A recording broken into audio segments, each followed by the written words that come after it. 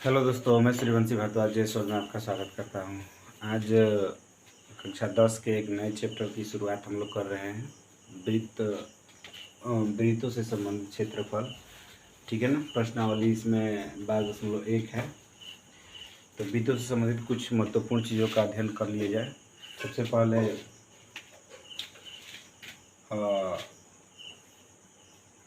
इसे वृत्त कहा जाता है, ठीक है ना। और वृत्त के सेंटर से परिधि की मिलाने वाली रेखा को क्या कहते हैं? त्रिज्या कहते हैं, रेडियस होती है, ठीक है ना। वृत्त की त्रिज्या जो होती है वो वृत्त की जो त्रिज्या होती है उसके परिधि, ठीक है ना। पी मतलब परिधि होता है, ठीक है ना। उसके परिधि की क्या होती है? अनुक्रमानुपाती होती है। यानी त्रिज्या जितना बढ़ेगा उतना ही परिधि बढ़ेगा। परिधि का मतलब समझ रहे हो ना। मान लीजिए सपोज 3 सेंटीमीटर का है ये, अगर ये बढ़ेगा तो और ये बड़ा बनेगा त्रिभुज, ठीक है ना। समझ रहा है ना। जितना बढ़ेगा ठीक उतना बड़ा परिधि बनेगा, ठीक है ना। तो अब जबकि परिधि को इस प्रोपोर्शनल को हटाते हैं या अनुक्रमानुपाती चिन्ह को हटाते हैं तो क्या लेते हैं? कांस्टेंट लेते हैं एक ना। हाँ, तो जब इसको हटाए तो ध्यान दीजिए पहले एक चीज़ और, जैसे त्रिज्या जितना बड़ी त्रिज्या होगी उतना ही बड़ा परिधि होगा। तो त्रिज्या के दुगुना व्यास होता है। हाँ, अगर व्यास भी बढ़ेगा तो रेडियस भी बढ़ेगी ना। और जब व्यास बढ़ेगा तो रेडियस भी बढ़ेगी, और रेडियस बढ़ेगा तो परिधि भी बढ़ेगी, ठीक है ना। तो अब क्या होता है? P इज प्रोपोर्शनल, ठीक है ना। P इज प्रोपोर्शनल क्या? 2R, ठीक है ना। P के अनुपाती जो होता है मतलब परिधि के अनुपाती व्यास भी होता है, ठीक है ना। तो हम त्रिज्या को बढ़ाएं या व्यास को बढ़ाएं, दोनों तो एक ही चीज़ है। अगर त्रिज्या बढ़ाएंगे तो भी परिधि बढ़ेगा, व्यास बढ़ाएंगे तो भी परिधि बढ़ेगा, ठीक है ना। तो क्या होता है? P बराबर इस प्रोपोर्शनल को हटाएंगे मतलब अनुक्रमानुपाती चिन्ह को हटाते हैं तो कांस्टेंट लेते हैं। तो P बराबर क्या होता है? कांस्टेंट के रूप में पाई लेते हैं हम लोग। क्या लेते हैं? पाई, ठीक है ना। तो ये हो जाता है P बराबर पाई गुणे 2R, यानी P बराबर क्या होता है? 2πr। ये क्या है? वृत्त की परिधि का सूत्र है, ठीक है ना।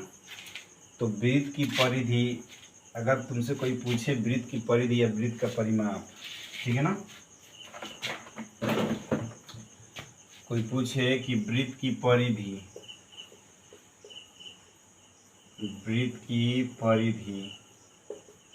या वृत्त का परिमाप, तो क्या बताओगे? 2πr, ठीक है ना। वृत्त का क्षेत्रफल का सूत्र आप जानते हो। वृत्त का क्षेत्रफल का सूत्र क्या होता है? वृत्त का क्षेत्रफल का सूत्र होता है πr², ठीक है ना। वृत्त का क्षेत्रफल सूत्र क्या होता है? πr²। वृत्त का परिमाप, वृत्त की परिधि आप समझ ही गए। व्यास जो होता है त्रिज्या क्या होता है? व्यास जो होता है त्रिज्या के दुगुना होता है। व्यास इक्वल टू क्या होता है?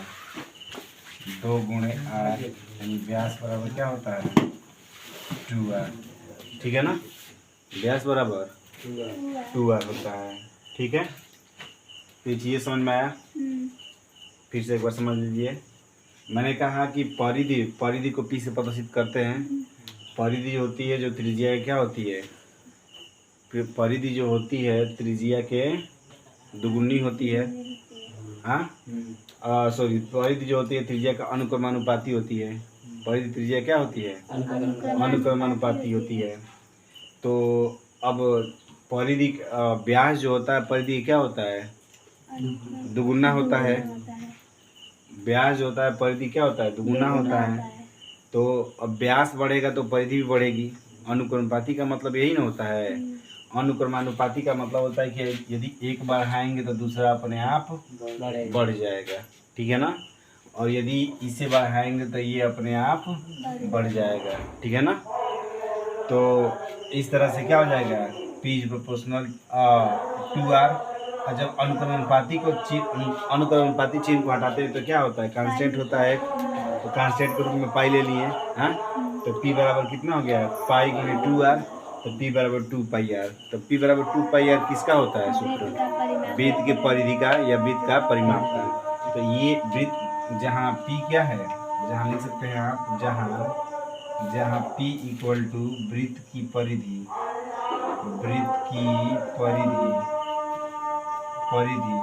या परिमाप, ठीक है ना, आए बात समझ में, हाँ। तो चलिए नोट कीजिए।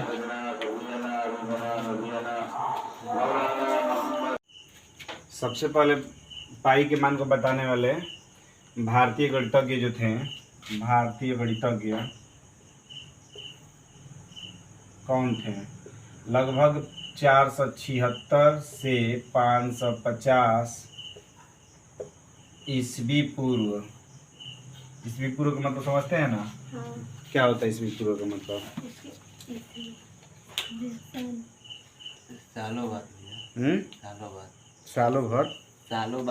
सालों बाद। ईस्वी पूर्व, देखिए ईस्वी किसे कहा जाता है, ईस्वी नाम कैसे पड़ा, ईसा मसीह के जन्म, ठीक है ना, ईसा मसीह के जन्म से ईस्वी को गिना है, काउंटिंग किया जाता है।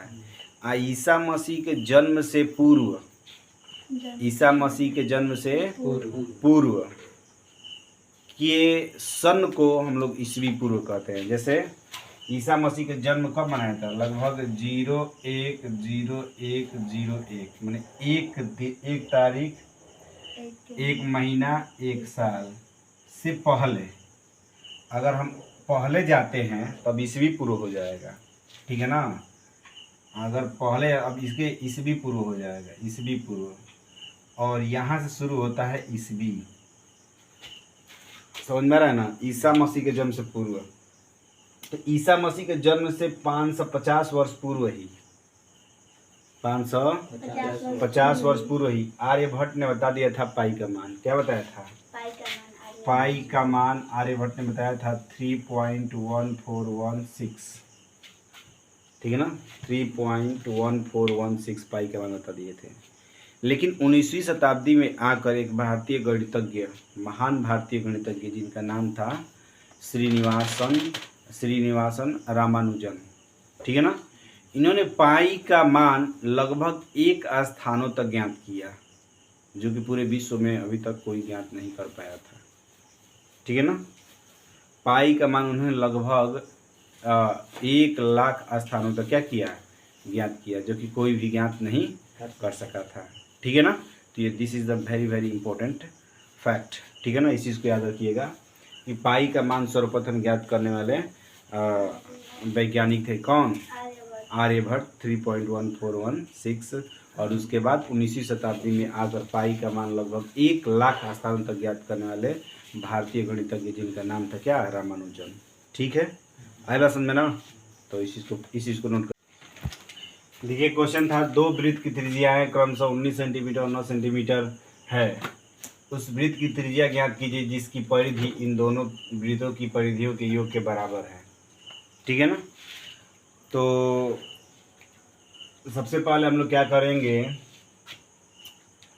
कह रहा है कि दो वृत्त की त्रिज्याएं क्रमशः 19 सेंटीमीटर और 9 सेंटीमीटर है, उस वृत्त की त्रिज्या ज्ञात कीजिए जिसकी परिधियों के योग इन दोनों वृत्तों के परिधियों के योग के बराबर है, ठीक है ना। तो पहले हम लोग पहले वृत्त की परिधि निकालते हैं। पहले वृत्त की त्रिज्या मान लेते हैं, त्रिज्या क्या है, R1 है। तो R1 इक्वल टू कितना दिया है, 19 सेंटीमीटर, हाँ। इसी तरह दूसरे, तो इस तरह से इसकी परिधि कितना हो जाएगी, इसको मान लेते हैं P1, हाँ। इसकी परिधि कितना हो जाएगी, P1 इक्वल टू 2πr होता है ना, हाँ। तो P1 इक्वल टू कितना हो जाएगा, 2 गुणे 2π गुणे कितना हो जाएगा, R की जगह पर 19 दूनी 38 पाई सेंटीमीटर, ठीक है। उसी तरह दूसरे वृत्त की त्रिज्या R2 इक्वल टू कितना दिया है 9 सेंटीमीटर, ठीक है ना। इसको R1 मान लेते हैं, ठीक है ना। तो इसकी ज्ञात किया जाएगा P2 इक्वल टू, तो कितना हो जाएगा 2 पाई R2 भी इसका होगा, तो P2 इक्वल टू कितना हो जाएगा 2 पाई गुणे 9, तो 9 दूनी 18 पाई का सेंटीमीटर, ठीक है ना। अब कह रहा है कि इन परिधियों का योग P1 कह रहा है कि परिधियों का योग इन दोनों वृत्तों के परिधियों का योग के बराबर है, ठीक है ना। उस वृत्त की त्रिज्या ज्ञात की जिसकी परिधियों के योग है। अब उस वृत्त की त्रिज्या ज्ञात करना है, तो मान लेते हैं कि माना दोनों वृत्तों की परिधियों की योग का योग क्या है 2 पाई P है, P equal to 2 pi R है, सपोज मान लीजिए। हाँ, तो सबसे पहले P इक्वल टू क्या हो जाएगा, P equal to P1 plus P2 होगा ना। तो P बराबर अभी क्या माने हैं 2 पाई R, तो लिख दीजिए 2 पाई R। अब P1 इक्वल टू कितना है 38 पाई, अब P2 इक्वल टू 18 पाई, तो 2 पाई R इक्वल टू कितना हो जाएगा। अब इसमें से हम लोग कॉमन ले लेंगे, क्या चीज़ हम लोग कॉमन ले लेंगे 2 पाई कॉमन ले जाए, तो ये हो जाएगा 19 और ये हो जाएगा 9, तो 2 पाई से 2 पाई कैंसिल, तो R इक्वल टू 19 और 9 कितना हो जाएगा 28 सेंटीमीटर आ रहा है इतना। हाँ, कह रहा है ना कि उस वृत्त की त्रिज्या ज्ञात की जिसकी परिधि क्या है इन दोनों वृत्तों के परिधियों के योग के बराबर है, ठीक है ना।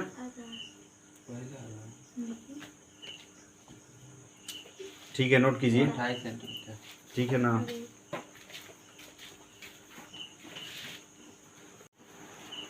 देखिए दूसरा है क्वेश्चन में, दूसरा कह रहा है कि दो वृत्त की त्रिज्याएं क्रमशः 8 सेंटीमीटर और 6 सेंटीमीटर है। उस वृत्त की त्रिज्या ज्ञात कीजिए जिसका क्षेत्रफल इन दोनों वृत्तों के क्षेत्रफल के योग के बराबर है, ठीक है ना। तो वृत्त के क्षेत्रफल ज्ञात करने के लिए कह रहा है, तो पहले वृत्त त्रिज्या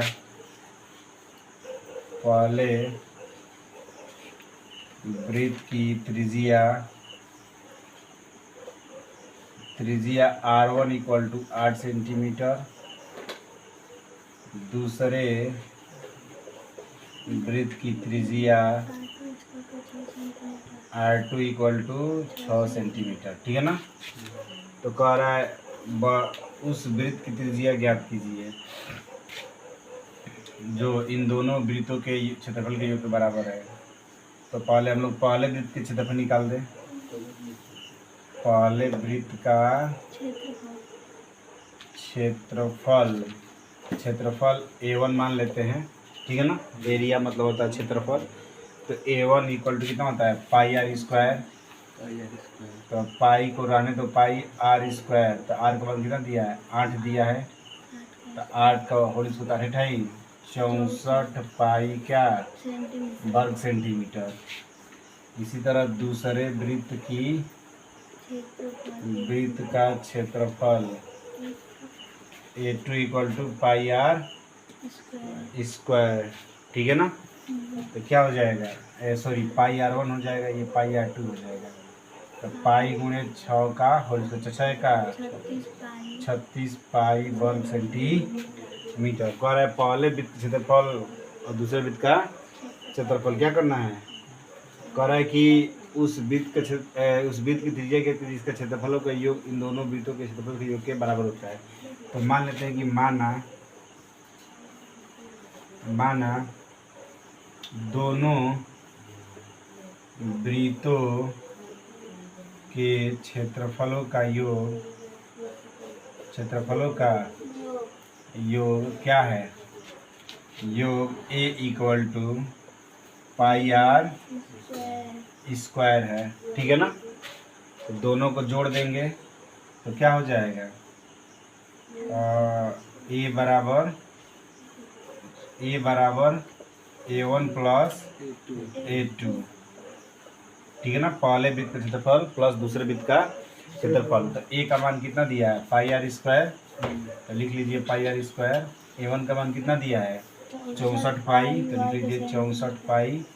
A2 का मान 36 पाई, तो लिख लीजिए 36 पाई। दोनों में से हम लोग क्या कॉमन करेंगे पाई कॉमन कर लेंगे, तो क्या हो जाएगा 64 प्लस 36, तो पाई से पाई कैंसिल।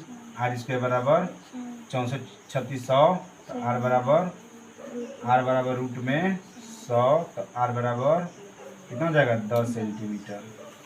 तो क्या हो गया, अब कह रहा है ना कि उस वृत्त की त्रिज्या ज्ञात कीजिए जिसका क्षेत्रफल इन दोनों वृत्तों के क्षेत्रफल के योग के बराबर है। हाँ, तो उस वृत्त की त्रिज्या कितना हो गई 10 सेंटीमीटर। कितना हो गई 10 सेंटीमीटर। समझ में आ रहा है ना। हाँ, समझ में आ रहा है तो दोस्तों जरूर से जरूर लाइक करें, सब्सक्राइब करें, कमेंट करें, शेयर करें, ठीक है ना।